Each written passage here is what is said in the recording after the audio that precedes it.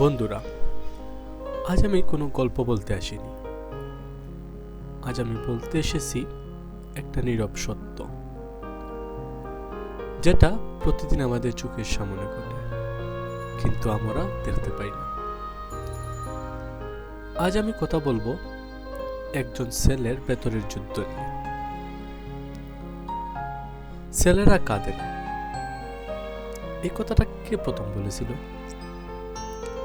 আর কে তাকে এই অধিকার দিয়েছিল একটা মানুষের চোখের জল বন্ধ করার? একটা ছেলে যখন রাতে একা বিছানায় শুয়ে থাকে, চারপাশ নিস্তব্ধ, মোবাইল স্ক্যান নিভে গেছে, তখন সে শক্ত থাকে না, তখন সে শুধু মানুষ থাকে। কিন্তু সেই মানুষটাকে কেউ দেখতে চায় না। ছোটবেলা থেকেই একটা ছেলেকে শেখানো হয়, ছেলে মানুষ কাঁদে না, তুই পুরুষ, শক্ত হ, দুর্বলতা দেখাবি না। এই কথাগুলো তার কানে ঢুকে না, শুধু তার আত্মার ভিতরে ঢুকে যায়।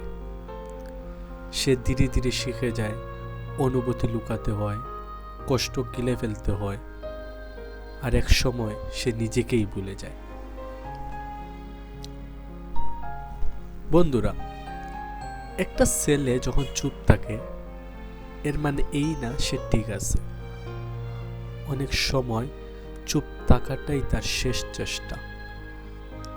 সে চায় কাউকে বলতে, কিন্তু ভয় পায় যদি কেউ হাসে, যদি বলে এত সেনসিটিভ কেন, যদি বলে এগুলো কোনো সমস্যা নাকি।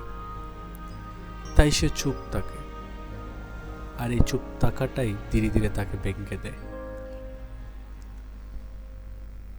একটা ছেলে নিজের কষ্ট কাউকে না বলে সবাইকে হাসাতে পারে। সে পরিবারের দায়িত্ব নেয়, সে সবার সমস্যা শুনে, সে সবার পাশে দাঁড়ায়। কিন্তু কেউ জিজ্ঞেস করে না তুই কেমন আছিস,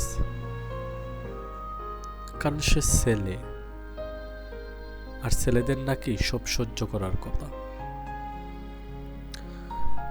কিন্তু আজ আমি বলতে চাই, কষ্ট প্রকাশ করা দুর্বলতা না, কাদা কাপুরুষতা না, ভেঙ্গে পড়া ব্যর্থতা না। ভেঙ্গে পড়া আর উঠে দাঁড়ানোই সবচেয়ে বড় শক্তি। একজন ছেলে যদি বলে আমি ভালো নেই, তাহলে তাকে ছোট করো না, কারণ সেই কথাটা বলতে তার অনেক সাহস লেগেছে। আজ আমাদের দরকার একটা নতুন সমাজ, যেখানে একজন ছেলে কাঁদতে পারবে, একজন ছেলে নিজের কষ্ট বলতে পারবে, একজন ছেলে দুর্বল হতে পারবে বিনা লজ্জায়, কারণ সে ছেলে না, সে আগে মানুষ। আজ যদি তুমি একজন ছেলে হও, তাহলে এটা মনে রেখো, তোমার কষ্টের মূল্য আছে, তোমার অনুভূতি গুরুত্বপূর্ণ, তোমার কান্না অপ্রয়োজনীয় না। আর যদি তুমি সমাজের কেউ হও, তাহলে একবার জিজ্ঞেস করো তুই সত্যিই ভালো আছিস? হয়তো একটা প্রশ্ন একটা জীবন বাঁচিয়ে দিতে পারে। কারণ সব যুদ্ধ হয় না শব্দে, কিছু যুদ্ধ হয় নীরবতায়। ধন্যবাদ।